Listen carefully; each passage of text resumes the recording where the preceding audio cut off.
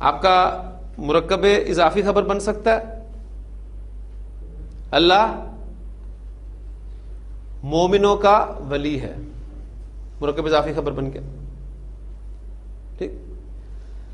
زید نیک لڑکا ہے، مرکب توصیفی خبر بن گیا.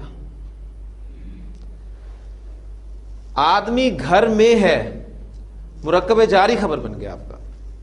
تو وہاں میں نے ایک چھوڑا تھا نا آپ کے سامنے، جب ہم نے خبر کو مرکب کی صورت میں لکھا تھا، تو اب یہاں آپ ایڈ کر لیں. یعنی اگر میں اس وقت آپ کے سامنے یہ رکھ دیتا کہ آپ کا مرکب جاری خبر بن سکتا ہے، تو یہ چیز آپ کو اس طریقے سے کلیئر نہیں ہونی تھی. اس کو میں آہستہ آہستہ لے کے گیا ہوں یہاں تک کہ آپ کو پتا چلے کہ اصل میں ہے یہ متعلق خبر جو خبر کی ایبسنس میں خبر کی جگہ لے رہا ہے، اور اسے قائم مقام خبر ہی کہا جاتا ہے.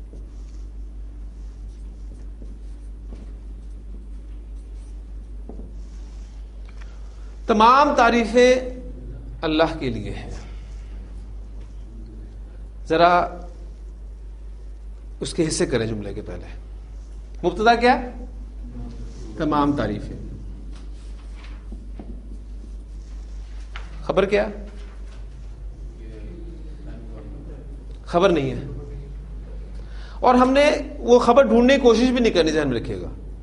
جس طرح ہم کہتے ہیں آدمی گھر میں ہے تو ہم جاننے کی کوشش کرتے ہیں کہ کیا ہے، موجود ہے، کھڑا ہے، بیٹھا ہے. ہم اس خبر کو جاننے کی کوشش نہیں کرتے. اس لیے اس میں بھی آپ نے جاننے کی کوشش نہیں کرنی کہ خبر ہے کیا.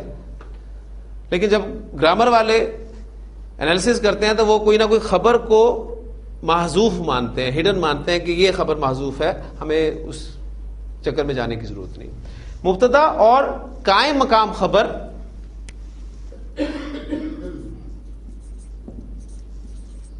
جسے ہم خبر بھی کہہ سکتے ہیں ایک رائے کے مطابق. لیکن آپ کے ذہن میں یہ ہونا چاہیے کہ یہ آپ کا متعلق خبر ہے جو قائم مقام خبر کی جگہ پر استعمال ہو رہا ہے. اسے ٹرانسلیٹ کر لیں گے، کوئی مشکل نہیں ہوگی انشاءاللہ تعالی. جی کیجیے بسم اللہ. تمام تعریفوں کا مفہوم کیسے پیدا ہوگا؟ الف لام کے ساتھ. الحمد للہ، تمام تعریفیں اللہ کے لیے.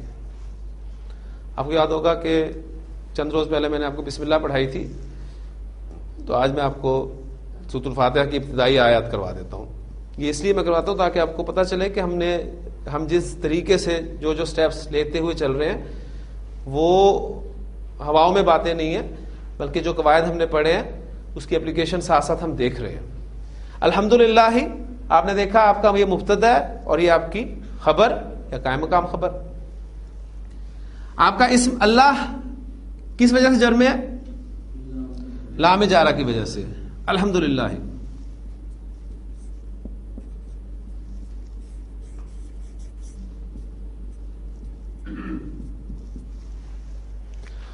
آپ نے ایک مرکب اضافی کنسٹرکٹ کیا تھا، تمام جہانوں کا رب. حالت رفع میں کیا بنا تھا؟ وہ رب العالمین. تمام جہانوں کا رب، رب العالمین. العالمین حالت جر میں ہے مضاف الیہ ہونے کی وجہ سے. رب آپ کا مضاف ہے. اس کنسٹرکشن میں تو وہ حالت رفع میں ہم نے بنایا تھا، لیکن یہاں پر آپ دیکھ رہے ہیں کہ یہ رب حالت جر میں ہے.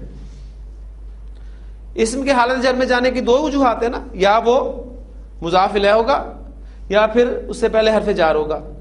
جینوئن وجوہات جو ہیں وہ دو ہی ہیں. جب یہ نہیں ہوں گی تو پھر آپ کو پیچھے کہیں نہ کہیں اسے لنک کرنا پڑے گا. جیسے ہم نے بسم اللہ الرحمن الرحیم میں کیا تھا، اللہ کے نام کے ساتھ اب الرحمن اور الرحیم کو ہم نے اللہ کی صفات مانا تھا، لہذا اب یہاں بھی ہم رب العالمین کو اللہ کی صفت کے طور پہ لیں گے. تمام تعریفیں تمام جہانوں کے رب اللہ کے لیے ہیں. اب یہ رب کی جڑ جو ہے یہ اللہ کی صفت کی وجہ سے ہے. ٹھیک ہے. اور ہم اردو میں صفت کا ترجمہ جو کے ساتھ بھی کرتے ہیں، اس لیے آپ دیکھیں گے کہ ترجمہ آپ کو یہ ملے گا تمام تعریفیں اللہ کی ہیں جو تمام جہانوں کا رب ہے. پھر آگے چلیں. الحمدللہ رب العالمین. الرحمن، اب یہ اس کی پھر صفت آ گئی. الرحیمی، یہ اور صفت آ گئی. اب جو آپ آگے جائیں گے جو جو اسم آپ کو حالت جر میں نظر آئے گا اسے آپ لنک کریں گے. اللہ جر میں ہے لہذا یہ بھی جر میں، یہ بھی جر میں، یہ بھی جر میں. الحمدللہ رب العالمین الرحمن الرحیم، اگلی کنسٹرکشن.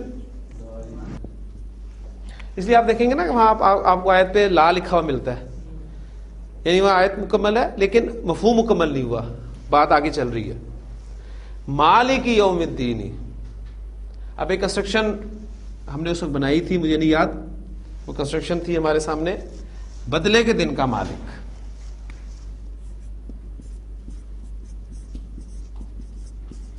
کون سی کنسٹرکشن ہے یہ؟ بدلے کے دن کا مالک، کمپلیکس مرکب اضافی. مالک کی عربی مالکن، مضاف کی جگہ پہ استعمال ہوگا تو مالکو. بدلے کے لیے الدین کا لفظ استعمال ہوتا ہے، الدینی مضاف الیہ ہونے کی وجہ سے جر میں، اور دن جو ہے وہ دونوں حیثیتیں رکھنے کی وجہ سے یومی. مالکو یوم الدینی، بدلے کے دن کا مالک، حالت رفع کنسٹرکشن. اب الدین جر میں ہے اس کا مضاف الیہ ہونے کی وجہ سے، یوم جر میں ہے اس کا مضاف الیہ ہونے کی وجہ سے. اس کنسٹرکشن میں مالک ہی کس وجہ سے جر میں ہے؟ یہ اسے بھی ہمیں اللہ کے ساتھ ہی اسے ریلیٹ کرنا پڑے گا، لنک کرنا پڑے گا.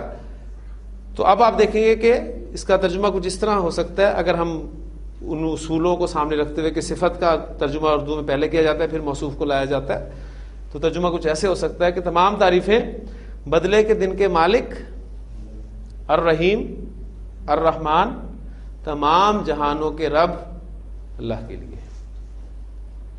اور پھر جو کے ساتھ ترجمہ کریں گے تو وہ سادہ اسلوب ہے، تمام تعریفیں اللہ کے لیے ہیں جو رب العالمین ہے، جو الرحمن ہے، الرحیم ہے، بدلے کے دن کا مالک ہے. تو الحمدللہ ہم نے آج یہ چند آیتیں سورۃ الفاتحہ کی دیکھی ہیں. مرکب جاری جو کہ متعلق خبر تھا، اور وہ متعلق خبر خبر کی غیر موجودگی میں قائم مقام خبر کے طور پہ استعمال ہوا. تو یہ آیات الحمدللہ میں سمجھتا ہوں کہ یہ بھی آپ کو اب سمجھ میں آگے ہوں گی. تو کسی بھی اسم کی اعراب دیکھیں، آپ کو ایک بات سامنے آئی ہوئی کہ بہت اہم چیز ہے. اس لیے میں نے کہا تھا کہ آپ کو اعراب اگر سمجھ میں آ گیا اور پھر ضمائر آپ کو سمجھ میں آ گیا، دو چیزیں، تو انشاءاللہ قرآن مجید کا 80% سے زیادہ حصہ آپ کو سمجھ میں آنے لگ جائے گا. اور پھر صرف ایک چیز رہ جائے گی، ووکیبلری، اور وہ اضافہ ہی ہوتا ہے. اسی طرح آج آپ نے یہ آیات پڑھی ہیں، آج آپ نے باقاعدہ اس سے سیکھا ہے الحمدللہ. یعنی آپ آج جا کے اپنے دوستوں کو بتائیے گا کہ ہمیں الحمدللہ سورۃ الفاتحہ کی ابتدائی آیات جو ہیں وہ گرامیٹیکلی عربی گرامر کے اعتبار سے سمجھ میں آ گئی ہیں کہ کون سا اسم جو ہے وہ کیا ہے، کس وجہ سے اس کی اعرابی حالت کیا ہوئی ہے. اور اس پر اگر تھوڑی دیر کو سوچئے گا اور محسوس ہو کہ اللہ کا شکر ہے، یہ چیزیں کتنوں کو پتہ ہے، اس پر اللہ کا شکر ادا کریں. اور اگر واقعی احساس ہو تو دعا کر دیجیے گا اللہ تعالیٰ اس اور اپنے کلام کے ساتھ جو ہے وہ محبت اور اسے پھیلانے کی توفیق عطا فرمائے. اور آپ ارادہ ضرور کیجئے کہ آپ نے صرف سیکھنا ہی نہیں ہے، یہاں آپ نے اس نیت سے یہاں بیٹھنا ہے کہ آپ نے سکھانا ہے. میں کب تک یہ کام کروں گا، آپ ساتھ ہوں گے تو یہ کام آگے چل سکتا ہے. اور میں نے آپ کو حدیث بھی آج سنائی ہے شروع میں کہ حضور صلی اللہ علیہ وسلم نے فرمایا ہے کہ جو شخص چاہتا ہے کہ وہ اللہ اور اس کے رسول سے محبت کرے تو اسے چاہیے کہ قرآن پڑھا کرے. قرآن کا پڑھنا اللہ اور اس کے رسول صلی اللہ علیہ وسلم سے محبت کرنے کا سبب بنتا ہے. اللہ تعالیٰ عمل کی توفیق عطا فرمائے. سبحانک اللہم و بحمدک، نشہد ان لا الہ الا انت، نستغفرک و نتوب الیک.